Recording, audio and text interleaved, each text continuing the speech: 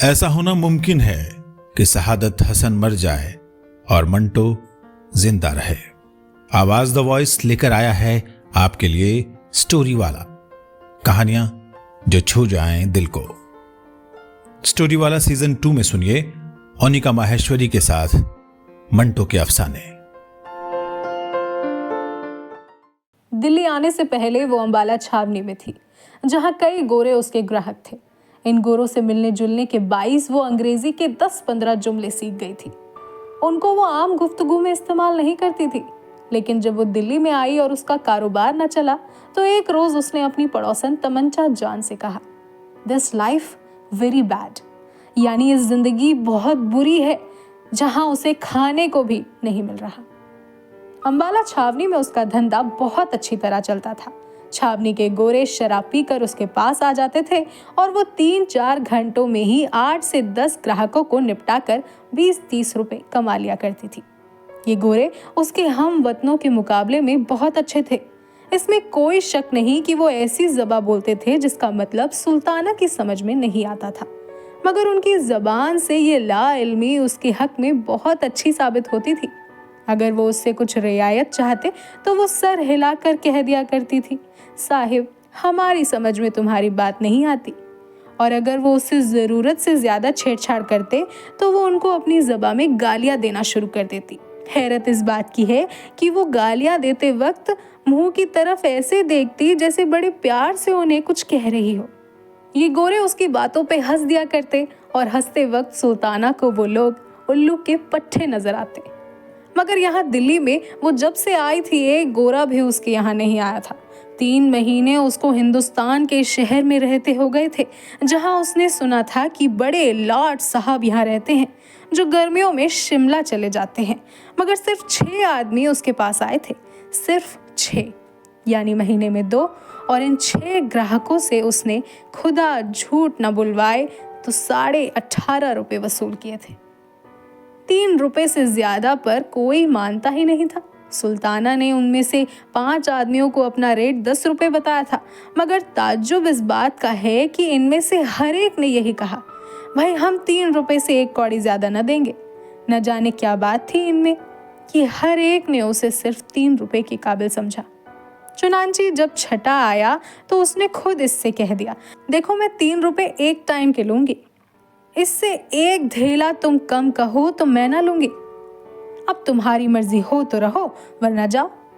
छठे आदमी ने ये बात सुनकर तकरार न की और इसके यहाँ ठहर गया। जब दूसरे कमरे में दरवाजे बंद करके वो अपना कोट उतारने लगा तो सुल्ताना ने कहा, लाइए 1 रुपया दूध का। उसने 1 रुपया तो न दिया, लेकिन नए बादशाह की चमकती हुई अठन्नी जेब में से निकाल कर उसको दे दी और सुल्ताना ने भी चुपके से ले ली कि चलो जो आया वही सही। 18.5 रुपए 3 महीनों में, 20 रुपए माहवार तो एक उस कोठे का किराया था जिसको मालिक मकान अंग्रेजी जबान में फ्लैट कहता था। इस फ्लैट में ऐसा पाखाना था जिसमें जंजीर खींचने से सारी गंदगी पानी के जोर से एकदम नीचे नल में गायब हो जाती थी और बड़ा शोर होता था। शुरू में तो इस शोर ने उसे बहुत डराया था। पहले दिन जब वो रफ़ाए हाजत के लिए इस पाखाने में गई तो उसके कमरे में शिद्दत का दर्द हो रहा था। फारिग होकर जब उठने लगी तो उसने लटकी हुई जंजीर का सहारा ले लिया। इस जंजीर को देखकर उसने ख्याल किया, क्योंकि ये मकान खास हम लोगों की रिहाइश के लिए तैयार किए गए हैं, ये जंजीर इसलिए लगाई गई है कि उठते वक्त तकलीफ ना हो और सहारा मिल जाया करे। मगर यूं ही उसने जंजीर पकड़कर उठना चाहा, तभी ऊपर खट खट सी हुई और फिर एकदम पानी इस शोर के साथ बाहर निकला कि डर के मारे इसके मुंह से चीख निकल गई। खुदा बख्श दूसरे कमरे में अपना फोटोग्राफी का सामान दुरुस्त कर रहा था और एक साफ बोतल में हाइड्रोक्विनोन डाल रहा था। उसने सुल्ताना की चीख सुनी। दौड़कर वो बाहर निकला और सुल्ताना से पूछा, क्या हुआ, ये चीख तुम्हारी थी? सुल्ताना का दिल धड़क रहा था। उसने कहा, ये मुंह पकाना था या क्या था? बीच में ये रेलगाड़ियों की तरह जंजीर क्या लटका रखी है? मेरी कमर में दर्द था। मैंने कहा चलो इसका सहारा ले लूंगी, पर इस मोए जंजीर को छेड़ना था कि वो धमाका हुआ कि मैं तुमसे क्या कहूँ। इस पर खुदा बख्श बहुत हंसा था और उसने सुल्ताना को इस पैखाने की बाबत सब कुछ बता दिया था कि ये नए फैशन का है, इसे फ्लश कहते हैं, जिसमें जंजीर हिलाने से सब गंदगी नीचे जमीन में धंस जाती है। खुदा बख्श और सुल्ताना का आपस में कैसे संबंध हुआ, ये एक लंबी कहानी है। खुदा बख्श रावलपिंडी का था। इंटरनेट्स पास करने के बाद उसने लारी चलाना सीखा। चुनांची 4 बरस तक वो रावलपिंडी और कश्मीर के दरमियान लारी चलाने का काम करता रहा। इसके बाद कश्मीर में उसकी दोस्ती एक औरत से हो गई। उसको भगाकर वो लाहौर ले आया। लाहौर में क्योंकि उसको कोई काम न मिला, इसलिए उसने औरत को पेशे पर बिठा दिया। 2-3 बरस तक ये सिलसिला जारी रहा और वो औरत किसी और के साथ भाग गई। खुदा बख्श को मालूम हुआ कि वो अंबाला में है। वो उसकी तलाश में अंबाला आया, जहां उसको सुल्ताना मिल गई। सुल्ताना ने उसको पसंद किया, चुनांची दोनों का संबंध हो गया। खुदा बख्श के आने से एक कदम सुल्ताना का कारोबार चमक उठा। औरत क्योंकि ज़ईफ़ुल एतिकाद थी, इसलिए उसने समझा कि खुदा बख्श बड़ा भगवान है जिसके आने से इतनी तरक्की हो गई। चुनांची इस खुश एतिकादी ने खुदा बख्श की वक़ात उसकी नज़रों में और भी बढ़ा दी। खुदा बख्श आदमी मेहनती था। सारा दिन हाथ पर हाथ धरकर बैठना उसे पसंद नहीं था। चुनांची उसने एक फोटोग्राफर से दोस्ती पैदा की जो रेलवे स्टेशन के बाहर मिनट कैमरे से फोटो खींचा करता था, इसलिए उसने फोटो खींचना सीख लिया। फिर सुल्ताना से 60 रुपए लेकर कैमरा भी खरीद लिया।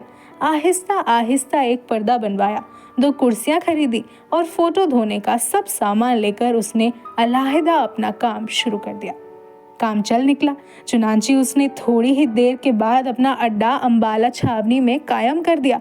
यहाँ वो गोरों के फोटो खींचता रहता। 1 महीने के अंदर अंदर उसके छावनी के मुत्तायद गोरों से वाकिफात हो गई। चुनांची वो सुल्ताना को भी वहाँ ले गया, जहाँ छावनी में खुदा बख्श के जरिए से कई गोरे सुल्ताना के मुस्तकिल ग्राहक बन गए और उसकी आमदनी पहले से 2 गुना हो गई। सुल्ताना के कानों के लिए बूंदे खरीदे, 5.5 तोले की 8 गिन्नियां भी बनवा ली, 10-15 अच्छी साड़ियां भी जमा कर ली। घर में फर्नीचर वगैरह भी आ गया।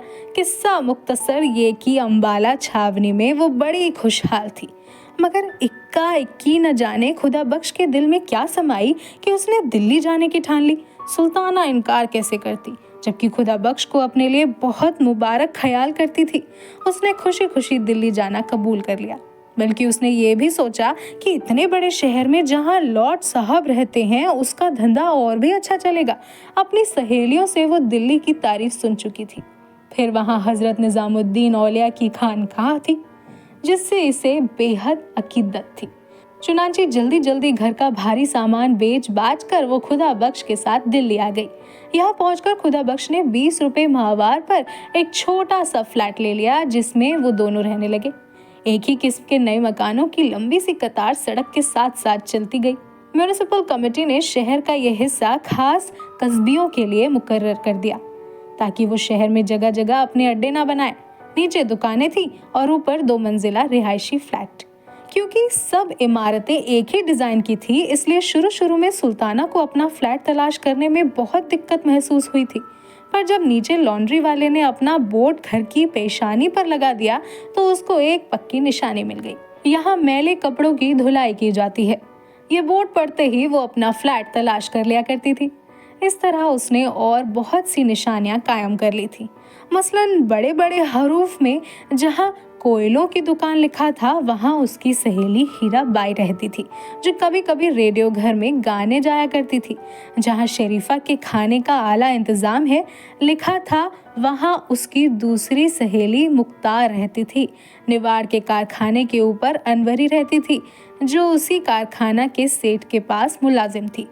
क्योंकि सेठ साहब को रात के वक्त अपने कारखाने की देखभाल करनी होती थी, इसलिए वो अनवरी के पास ही रहती थी। दुकान खोलते ही ग्राहक थोड़े ही आते थे। चुनांची जब 1 महीने तक सुल्ताना बेकार रही तो उसने यही सोचकर अपने दिल को तसल्ली दी, पर जब 2 महीने गुजर गए और कोई आदमी उसके कोठे पर ना आया तो उसे बहुत तशवीश हुई। उसने खुदा बख्श से कहा, क्या बात है खुदा बख्श, 2 महीने आज पूरे हो गए हमें यहाँ आए हुए, किसी ने इधर का रुख भी नहीं किया। मानती हूँ आजकल बाजार बहुत मंदा है, पर इतना मंदा भी नहीं कि महीने भर में कोई शक्ल भी ना दिखाने आए। खुदा बख्श को भी ये बात बहुत अरसा से खटक रही थी, मगर वो खामोश था। पर जब सुल्ताना ने खुद बात छेड़ी तो उसने कहा, मैं कई दिनों से इसकी बाबत सोच रहा हूँ। एक बात समझ में आती है, वो ये कि जंग की वजह से लोग बाग दूसरे धंधों में पड़कर इधर का रास्ता भूल गए हैं। या फिर ये भी हो सकता है कि वो इसके आगे कुछ कहने ही वाला था कि सीढ़ियों पर किसी के चढ़ने की आवाज आई। खुदा बख्श और सुल्ताना दोनों इस आवाज की आहट सुनकर चुप हो गए। थोड़ी देर के बाद दस्तक हुई। खुदा बख्श ने लपक कर दरवाजा खोला। एक आदमी अंदर दाखिल हुआ। ये पहला ग्राहक था जिससे 3 रुपए में सौदा तय हुआ। इसके बाद 5 और आए, यानी 3 महीने में 6, जिनसे सुल्ताना ने सिर्फ 18.5 रुपए वसूल किए। 20 रुपए माहवार तो फ्लैट के किराए में चले जाते थे। पानी का टैक्स और बिजली का बिल जुदा था। इसके अलावा घर के दूसरे खर्चे थे, खाना पीना, कपड़े लत्ते, दवा, दारू और आमदनी कुछ भी नहीं थी। 18.5 रुपए 3 महीने में आए तो उसे आमदनी तो नहीं कह सकते ना। सुल्ताना परेशान हो गई। 5.5 तोले की 8 गिन्नियां जो उसने अंबाला में बनवाई थी आहिस्ता आहिस्ता बिक गई। आखिरी गिनने की जब बारी आई तो उसने खुदा बख्श से कहा, तुम मेरी सुनो और चलो वापस अंबाला में। यहाँ क्या धरा है भाई, होगा, पर हमें तो ये शहर रास नहीं आया। तुम्हारा काम भी वहाँ खूब चलता था, चलो वहीं चलते हैं। जो नुकसान हुआ है उसको अपना सर सदका समझो।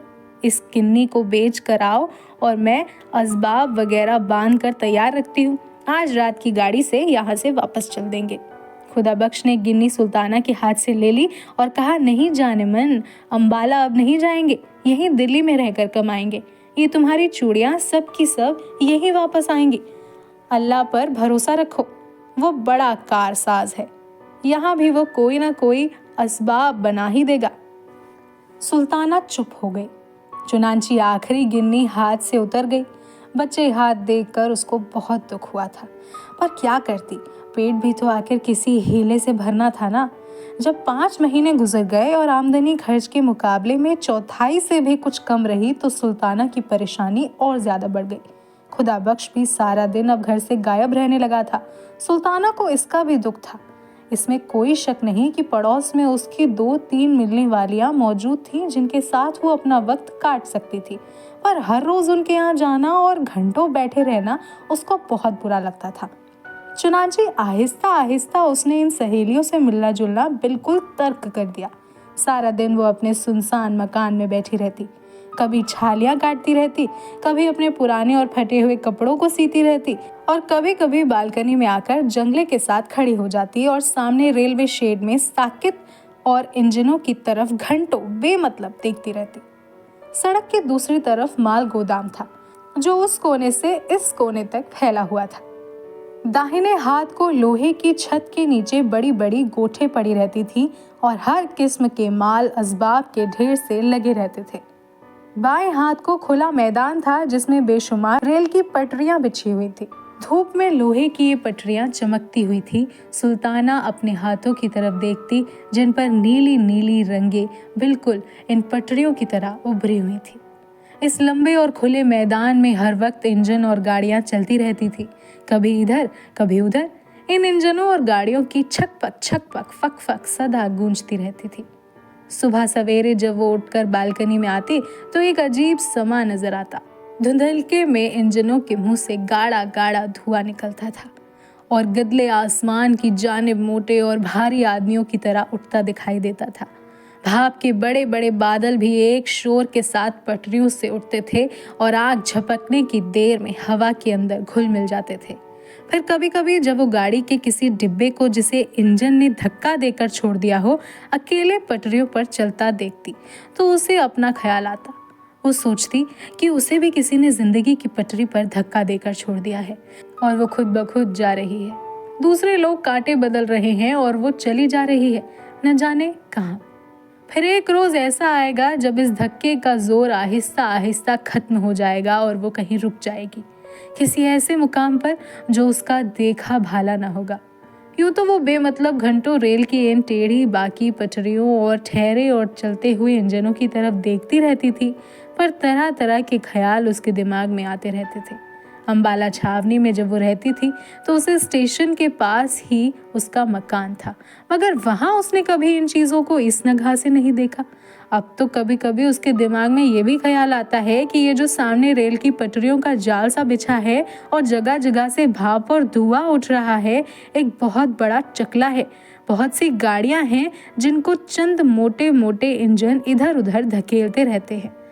सुल्ताना को तो बाज औकात के ये इंजन सेठ मालूम होते हैं, जो कभी कभी अंबाला में उसके यहाँ आया करते थे। फिर कभी कभी जब वो किसी इंजन को आहिस्ता आहिस्ता गाड़ियों की कतार के पास से गुजरता देखती तो उसे ऐसा महसूस होता कि कोई आदमी चकले के किसी बाजार में से ऊपर कोठों की तरफ देखता जा रहा है। सुल्ताना समझती थी कि ऐसी बातें सोचना दिमाग की खराबी का बाइस है। चुनांचे जब इस किस्म के ख्याल उसको आने लगे तो उसने बालकनी में जाना और देखना ही छोड़ दिया।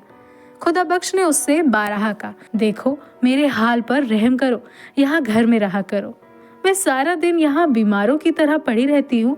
मगर उसने हर बार सुल्ताना से ये कहकर उसकी तशवीह कर दी, जाने मन मैं बाहर कुछ कमाने ही जाता हूँ, अल्लाह ने चाहा तो चंद दिनों में ही बेड़ा पार हो जाएगा। पूरे 5 महीने हो गए थे मगर अब तक न सुल्ताना का बेड़ा पार हुआ था और ना ही खुदा बख्श का।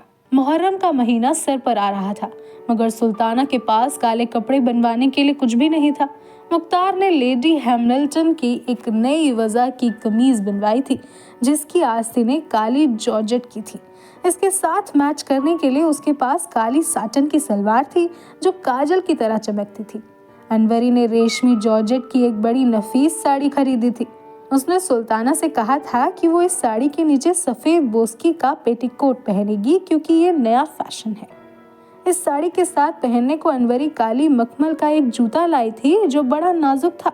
सुल्ताना ने जब ये तमाम चीज़ें देखी तो उसको इस एहसास ने बहुत दुख दिया कि वो मुहर्रम मनाने के लिए ऐसा लिबास खरीदने की औकात में नहीं है। अनवरी और मुख्तार के पास ये लिबास देखकर जब वो घर आई तो उसका दिल बहुत गमगीन था। उसे ऐसा मालूम होता था कि फोड़ा सा उसके अंदर पैदा हो गया है। घर बिल्कुल खाली था। खुदा बख्श हस्बे मामूल बाहर था। देर तक वो दरी पर गांव तकिया सर के नीचे रखकर लेटी रही, पर जब उसकी गर्दन ऊंचाई के बाइस अकड़ सी गई तो उठकर बाहर बालकनी में चली गई ताकि गम थोड़ा कम हो सके और उसका दिमाग कहीं और निकल सके। सामने पटरियों पर गाड़ियों के डिब्बे खड़े थे पर इंजन कोई भी ना था। शाम का वक्त था, छिड़काव हो चुका था, इसलिए गर्दो गुब्बार भी दब गया था। बाजार में ऐसे आदमी चलने शुरू हो गए थे जो ताक झांक करने के बाद चुपचाप घरों का रुख करते हैं। ऐसे ही एक आदमी ने गर्दन ऊंची करके सुल्ताना की तरफ देखा। सुल्ताना मुस्कुरा दी और उसको भूल गई क्योंकि अब सामने पटरियों पर एक इंजन नमूदार हो गया था। सुल्ताना ने गौर से उसकी तरफ देखना शुरू किया और आहिस्ता आहिस्ता ये ख्याल उसके दिमाग में आया कि इंजन ने भी काला लिबास पहन रखा है। ये अजीबो गरीब ख्याल दिमाग से निकालने की खातिर जब उसने सड़क की जानिब देखा तो उसे वही आदमी बैलगाड़ी के पास खड़ा नजर आया जिसने उसकी तरफ ललचाई नजरों से देखा था। सुल्ताना ने हाथ से उसे इशारा किया। उस आदमी ने इधर उधर देखकर एक लतीफ इशारे से पूछा, किधर से आऊं? सुल्ताना ने उसे रास्ता बता दिया। वो आदमी थोड़ी देर खड़ा रहा मगर फिर बड़ी फुर्ती से ऊपर चला आया। सुल्ताना ने उसे दरी पर बिठाया। जब वो बैठ गया उसने सिलसिले गुफ्तगू शुरू करने के लिए कहा, आप ऊपर आते डर रहे थे? वो आदमी ये सुनकर मुस्कुराया। तुम्हें कैसे मालूम हुआ? डरने की क्या बात थी? इस पर सुल्ताना ने कहा, ये मैंने इसलिए कहा कि आप देर तक वहीं खड़े रहे और फिर कुछ सोच कर इधर आए। वो ये सुनकर फिर मुस्कुराया। तुम्हें गलत फहमी हुई है। मैं तुम्हारे ऊपर वाले फ्लैट की तरफ देख रहा था। वहाँ कोई औरत खड़ी एक मर्द को ठेंगा दिखा रही थी। मुझे ये मंजर पसंद आया। फिर बालकनी में सब्ज बल्ब रोशन हुआ तो मैं कुछ देर के लिए ठहर गया। सब्ज रोशनी मुझे पसंद है, आंखों को बहुत अच्छी लगती है। ये कह उसने कमरे का जायजा लेना शुरू कर दिया। फिर वो उठ खड़ा हुआ। सुल्ताना ने पूछा, आप कहाँ जा रहे हैं? उस आदमी ने जवाब दिया, नहीं, मैं तुम्हारे इस मकान को देखना चाहता हूँ। चलो मुझे तमाम कमरे दिखाओ। सुल्ताना ने उसको तीनों कमरे एक एक करके दिखा दिए। उस आदमी ने बिल्कुल खामोशी से इन कमरों का मुआयना किया। जब वो दोनों फिर उसी कमरे में आ गए जहाँ पहले बैठे थे तो उस आदमी ने कहा, मेरा नाम शंकर है। सुल्ताना ने पहली बार गौर से शंकर की तरफ देखा। वो मुस्तफिज कद का मामूली शक्ल और सूरत का आदमी था, मगर उसकी आंखें गैर मामूली तौर पर साफ और शफाफ थीं। कभी कभी इनमें एक अजीब किस्म की चमक भी पैदा होती थी। गठीला और कसरती बदन था, कनपटियों पर उसके बाल सफ़ेद हो रहे थे। खाक सतरी रंग की गर्म पतलून पहने था। सफ़ेद कमीज थी जिसका कॉलर गर्दन पर से ऊपर को उठा हुआ था। शंकर कुछ इस तरह दरी पर बैठा था कि मालूम होता था कि शंकर के बजाय सुल्ताना ग्राहक है। इस एहसास ने सुल्ताना को कदरे परेशान कर दिया। चुनांची उसने शंकर से कहा, फरमाइए। शंकर बैठा था, ये सुनकर लेट गया। मैं क्या फरमाऊं, कुछ तुम ही फरमाओ, बुलाया तुमने। जब सुल्ताना कुछ ना बोली तो वो उठ बैठा। मैं समझा, लो अब मुझसे सुनो। जो कुछ तुमने समझा गलत है। मैं उन लोगों में से नहीं हूँ जो कुछ देकर जाते हैं। डॉक्टरों की तरह मेरी फीस है, मुझे जब बुलाया जाए तो फीस देनी पड़ती है। सुल्ताना ये सुनकर चकरा गई, मगर इसके बावजूद उसे तसल्ली थी और वो हंस पड़ी। आप क्या काम करते हैं? शंकर ने जवाब दिया, यही जो तुम लोग करते हो। क्या तुम क्या करती हो? मैं कुछ भी नहीं करती। मैं भी कुछ नहीं करता, सुल्ताना ने भुलना कर कहा। ये तो कोई बात ना हुई, आप कुछ ना कुछ तो ज़रूर करते होंगे। शंकर ने बड़े इत्मीनान से जवाब दिया, तुम भी कुछ ना कुछ तो ज़रूर करती होंगी। झक मारती हूँ, मैं भी झक मारता हूँ। तो आओ दोनों झक मारें। मैं हाजिर हूँ, मगर एक झक मारने के लिए दाम में कभी नहीं दिया करता। होश की दवा करो, ये लंगर खाना नहीं, और मैं भी वॉलेंटियर नहीं। सुल्ताना यहाँ रुक गई। उसने पूछा, ये वॉलेंटियर कौन होते हैं? शंकर ने जवाब दिया, उल्लू के पट्टे। मैं भी उल्लू की पट्टी नहीं, मगर वो आदमी खुदा बख्श जो तुम्हारे साथ रहता है ज़रूर उल्लू का पट्टा है। क्यों? इसके लिए कि वो कई दिनों से एक ऐसे खुदा रसीद फकीर के पास अपनी किस्मत खुलवाने की खातिर जा रहा है जिसकी अपनी किस्मत जंग लगी बैठी है। ये कहकर शंकर हंसा। इस पर सुल्ताना ने कहा, तुम हिंदू हो इसीलिए हमारे इन बुजुर्गों का मजाक उड़ाते हो। शंकर मुस्कुराया। ऐसी जगहों पर हिंदू मुस्लिम सवाल पैदा नहीं हुआ करते। पंडित मौलवी और मिस्टर जिना अगर यहाँ आए तो वो भी शरीफ आदमी बन जाए। जाने तुम क्या ऊट पटांग बातें करते हो। उसी शर्त पर जो पहले बता चुका हूँ। सुल्ताना उठ खड़ी हुई। तो जाओ, रास्ता पकड़ो। शंकर आराम से उठा। पतलून की जेबों में उसने अपने दोनों हाथ ठूसे और जाते हुए कहा, मैं कभी कभी इस बाजार से गुजरता रहता हूँ। जब भी तुम्हें मेरी ज़रूरत हो बुला लेना, मैं बहुत काम का आदमी हूँ। शंकर चला गया और सुल्ताना काले लिबास को भूलकर देर तक उसकी बातों को सोचती रही। उस आदमी की बातों ने उसके दुख को बहुत हल्का कर दिया था। अगर वो अंबाला में आया होता जहाँ की वो खुशहाल थी, तो उसने किसी और ही रंग में उस आदमी को देखा होता और बहुत मुमकिन है कि उसे धक्के देकर बाहर निकाल दिया होता। मगर यहाँ क्योंकि वो बहुत उदास रहती थी, इसलिए शंकर की बातें उसे पसंद आई। शाम को जब खुदा बख्श आया तो सुल्ताना ने उससे पूछा, तुम आज सारा दिन किधर गायब रहे? खुदा बख्श थक कर चूर हो रहा था। कहने लगा, पुराने किले के पास से आ रहा हूँ। वहाँ एक बुजुर्ग कुछ दिनों से ठहरे हुए हैं। उन्हीं के पास हर रोज जाता हूँ कि हमारे दिन फिर जाएं। कुछ उन्होंने तुमसे कहा? नहीं, अभी वो मेहरबान नहीं हुए। पर सुल्ताना, मैं तो उनकी खिदमत कर रहा हूँ, वो अकारत कभी नहीं जाएगी। अल्लाह का फजले शामिल हाल रहा तो ज़रूर वारे न्यारे हो जाएंगे। सुल्ताना के दिमाग में मुहर्रम मनाने का ख्याल समाया हुआ था। खुदा बख्श से रूनी आवाज़ में कहने लगी, सारा दिन बाहर गायब रहते हो। मैं यहाँ पिंजरे में कैद रहती हूँ, ना कहीं जा सकती हूँ ना आ सकती हूँ। मुहर्रम सर पर आ गया है।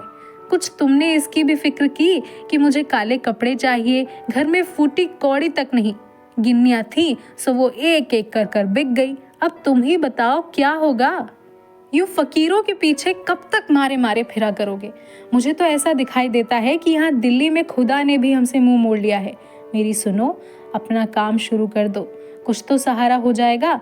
खुदा बख्श दरी पर लेट गया और कहने लगा, पर ये काम शुरू करने के लिए भी तो थोड़ा बहुत सरमाया चाहिए। खुदा के लिए अब ऐसी दुख भरी बातें ना करो, मुझसे अब बर्दाश्त नहीं हो सकती। मैंने सचमुच अंबाला छोड़ने में सख्त गलती की, पर जो करता है अल्लाह ही करता है और हमारी बेहतरी के लिए करता है। क्या पता है कि कुछ देर और तकलीफें बर्दाश्त करने के बाद हम। सुल्ताना ने बात काट कर कहा, तुम खुदा के लिए कुछ करो, चोरी करो या डाका मारो, पर मुझे एक सलवार का कपड़ा ज़रूर ला दो। मेरे पास सफ़ेद बोस्की की कमीज़ पड़ी है, उसको मैं काला रंगवा लूँगी। सफ़ेद नैनों का एक नया दुपट्टा भी मेरे पास मौजूद है, वही जो तुमने मुझे दिवाली पर लाकर दिया था। ये भी कमीज़ के साथ काला रंगवा लिया जाएगा। एक सिर्फ सलवार की कसर है, सो वे तुम किसी न किसी तरह पैदा कर दो। देखो, तुम्हें मेरी जान की कसम, किसी न किसी तरह ज़रूर ला दो। मेरी भित्ती खाओ अगर ना लाओ। खुदा बख्श उठ बैठा। अब तुम खामखा जोर दिए चिल्ला रही हो। मैं कहाँ से लाऊंगा? अफीम खाने के लिए तो मेरे पास पैसे नहीं। कुछ भी करो मगर मुझे 4.5 गज काली साटन ला दो। दुआ करो कि आज की रात अल्लाह 2-3 आदमी भेज दे। लेकिन तुम कुछ नहीं करोगे। तुम अगर चाहो तो जरूर इतने पैसे पैदा कर सकते हो। जंग से पहले ये साटन 12-14 आना गज मिल जाया करती थी, अब ₹1.25 गज के हिसाब से मिलती है। 4.5 गजों पर कितने रुपए खर्च हो जाएंगे? अब तुम कहती हो तो मैं कोई हल निकालता हूँ। ये कहकर खुदा बख्श उठा। लो अब इन बातों को भूल जाओ, मैं होटल से खाना ले आऊं। होटल से खाना आया, दोनों ने खाया और वो सो गए। सुबह हुई। खुदा बख्श पुराने किले वाले फकीर के पास चला गया और सुल्ताना अकेली रह गई। कुछ देर लेटी रही, कुछ देर सोई रही, इधर उधर कमरों में टहलती रही। दोपहर का खाना खाने के बाद उसने अपना सफ़ेद नैनों का दुपट्टा और सफ़ेद बोस्की की कमीज़ निकाली और नीचे लॉन्ड्री वाले को रंगने के लिए दे आई। कपड़े धोने के अलावा वहाँ रंगने का काम भी होता था। ये काम करने के बाद उसने वापस आकर फिल्मों की किताबें पढ़ी, जिनमें उसकी देखी हुई फिल्मों की कहानी और गीत छपे थे। ये किताबें पढ़ते पढ़ते वो सो गई। जब उठी तो 4 बज चुके थे, क्योंकि धूप आंगन में से मोरी के पास पहुंच चुकी थी। नहा धोकर फारिग हुई तो गर्म चादर ओढ़कर बालकनी में आकर खड़ी हुई। करीबन 1 घंटा सुल्ताना बालकनी में खड़ी रही।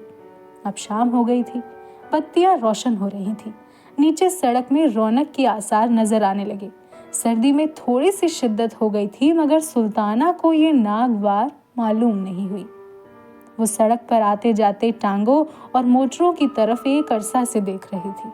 अचानक उसे शंकर नजर आया। मकान के नीचे पहुंचकर उसने गर्दन ऊंची की और सुल्ताना की तरफ देखकर मुस्कुरा दिया। सुल्ताना ने गैर इरादी तौर पर हाथ का इशारा किया और उसे ऊपर बुला लिया। जब शंकर ऊपर आ गया तो सुल्ताना बहुत परेशान हुई कि इससे क्या कहे। दरअसल उसने ऐसे बिना सोचे समझे उसे इशारा कर दिया था। शंकर बेहद मुतमईन था, जैसे उसका अपना घर है। चुनांची बड़े बेतकल्लुफी से वो पहले रोज की तरह गांव तकिया सर के नीचे रखकर लेट गया। जब सुल्ताना ने देर तक उससे कोई बात न की तो उसने कहा, तुम मुझे 100 दफ़ा बुला सकती हो और 100 दफ़ा ही कह सकती हो कि चले जाओ। मैं ऐसी बातों पर कभी नाराज नहीं हुआ करता। सुल्ताना शशोपंच गिरफ्तार हो गई। कहने लगी, नहीं बैठो, तुम्हें जाने को कौन कहता है? शंकर इस पर मुस्कुरा दिया। तो मेरी शर्तें तुम्हें मंजूर है? कैसी शर्तें? सुल्ताना ने हंसकर कहा। क्या निकाह कर रहे हो मुझसे? निकाह और शादी कैसी? न तुम उम्र भर में किसी से निकाह करोगी न मैं। ये रस्में हम लोगों के लिए नहीं। छोड़ो इन फिजूलियत को, कोई काम की बात करो। बोलो क्या बात करूं? तुम औरत हो, कोई ऐसी बात शुरू करो जिससे 2 घड़ी दिल बहल जाए। इस दुनिया में सिर्फ दुकानदारी ही दुकानदारी नहीं, और कुछ भी है। सुल्ताना ज़हनी तौर पर अब शंकर को कबूल कर चुकी थी। कहने लगी, साफ साफ कहो, तुम मुझसे क्या चाहते हो जो दूसरे चाहते हैं? शंकर उठकर बैठ गया। तुम में और दूसरों में फिर फर्क ही क्या रहा? तुम में और मुझ में कोई फर्क नहीं, उनमें और मुझ में ज़मीनों आसमान का फर्क है। ऐसी बहुत सी बातें होती हैं जो पूछना नहीं चाहिए, खुद समझना चाहिए। सुल्ताना ने थोड़ी देर तक शंकर की इस बात को समझने की कोशिश की और फिर कहा, मैं समझ गई हूँ, तो कहो क्या इरादा है? तुम जीते मैं हारी, पर मैं कहती हूँ आज तक किसी ने ऐसी बात कबूल न की होगी। तुम गलत कहती हो। इसी मोहल्ले में तुम्हें ऐसी सादा लोह औरतें भी मिल जाएंगी जो कभी यकीन नहीं करेंगी कि औरत ऐसी जिल्लत कबूल कर सकती है जो तुम बगैर किसी एहसास के कबूल करती रही हो। लेकिन उनके न यकीन करने के बावजूद तुम हजारों की तादाद में मौजूद हो। तुम्हारा नाम सुल्ताना है ना? सुल्ताना ही है ना? शंकर उठ खड़ा हुआ और हंसने लगा। मेरा नाम शंकर है। ये नाम भी अजीब उटपटांग होते हैं। चलो आओ अंदर चले। शंकर और सुल्ताना दरी वाले कमरे में वापस आए। दोनों हंस रहे थे, न जाने किस बात पर। जब शंकर जाने लगा तो सुल्ताना ने कहा, शंकर मेरी एक बात मानोगे? शंकर ने जवाब में कहा, पहले बात बताओ। सुल्ताना कुछ झेप सी गई। तुम कहोगे कि मैं दाम वसूल करना चाहती हूँ, मगर कहो कहो, रुक क्यों गई? सुल्ताना ने ज़रूरत से काम लेकर कहा, बात यह है कि मुहर्रम आ रहा है और मेरे पास इतने पैसे नहीं कि मैं काली सलवार बनवा सकूं। यहाँ के सारे दुखड़े तो तुम मुझसे सुन ही चुके हो। कमीज़ और दुपट्टा मेरे पास मौजूद था जो मैंने आज रंगवाने के लिए दे दिया है। शंकर ने यह सुनकर कहा, तुम चाहती हो कि मैं तुम्हें कुछ रुपए दे दूं जो तुम ये काली सलवार बनवा सको?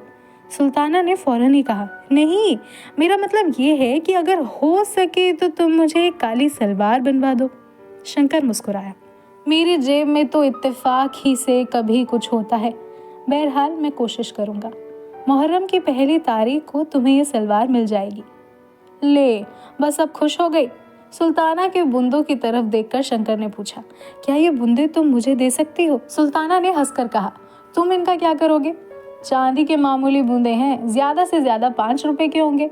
इस पर शंकर ने कहा, मैंने तुमसे बूंदे मांगे हैं, उनकी कीमत नहीं पूछी। बोलो देती हो? ले लो। यह कहकर सुल्ताना ने बूंदे उतारकर शंकर को दे दिए। इसके बाद अफसोस हुआ, मगर शंकर तो जा चुका था। सुल्ताना को यकीन नहीं था कि शंकर अपना वादा पूरा करेगा, मगर 8 रोज के बाद मुहर्रम की पहली तारीख को सुबह 9 बजे दरवाजे पर दस्तक हुई। सुल्ताना ने दरवाजा खोला तो शंकर खड़ा था। अखबार में लिपटी हुई चीज उसने सुल्ताना को दे दी और कहा, साटन की काली सलवार है, देख लेना, शायद लंबी हो। अब मैं चलता हूँ। शंकर सलवार देकर चला गया और कोई बात उसने सुल्ताना से न की। उसकी पतलून में शिकने पड़ी हुई थी, बाल बिखरे हुए थे। ऐसा मालूम होता था कि अभी अभी सोकर उठा है और सीधा इधर ही चला आया है। सुल्ताना ने कागज खोला। साटन की काली सलवार थी, ऐसी ही जैसी कि वो अनवरी के पास देख कर आई थी। सुल्ताना बहुत खुश हुई। बूंदों और इस सौदे का जो अफसोस उसे हुआ था, इस सलवार ने और शंकर की वायदा इफ़ाई ने दूर कर दिया। दोपहर को वो नीचे लॉन्ड्री वाले से अपनी रंगी हुई कमीज और दुपट्टा लेकर आई। तीनों काले कपड़े उसने जब पहन लिए तो दरवाजे पर दस्तक हुई। सुल्ताना ने दरवाज़ा खोला तो अनवरी अंदर दाखिल हुई। उसने सुल्ताना के तीनों कपड़ों की तरफ देखा और कहा, कमीज और दुपट्टा तो रंगा हुआ मालूम होता है, पर यह सलवार नई है, कब बनवाई? सुल्ताना ने जवाब दिया, आज ही दर्जी लाया है। ये कहते हुए उसकी नज़रें अनवरी के कानों पर पड़ी। ये बूंदे तुमने कहाँ से लिए? अनवरी ने जवाब दिया, आज ही मंगवाए हैं। इसके बाद दोनों को थोड़ी देर तक खामोश रहना पड़ा।